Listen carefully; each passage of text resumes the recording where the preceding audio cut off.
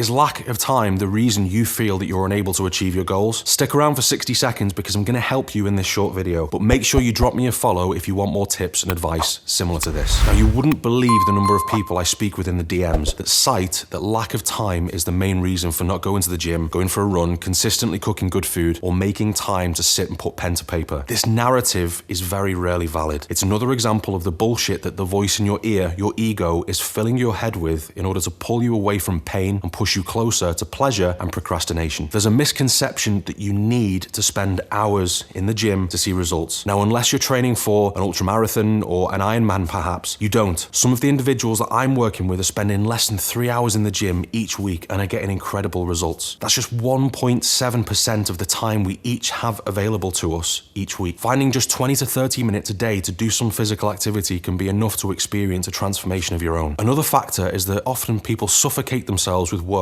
and prioritizing working late over exercise. Again, it might be an ego thing. It's easier to sit on your arse and respond to emails instead of putting your running shoes on when it's raining outside. Now, ironically, taking care of yourself and doing what you said you would will no doubt help improve your focus, your concentration, and your energy levels, ultimately improving overall productivity and helping you get more shit done in less time. To add, work is only one fundamental life pillar. Everyone's at risk of losing their job, being made redundant, or having their business go under. Understand that other pillars such as health, relationships, personal development, and fun are equally as important as your business and career.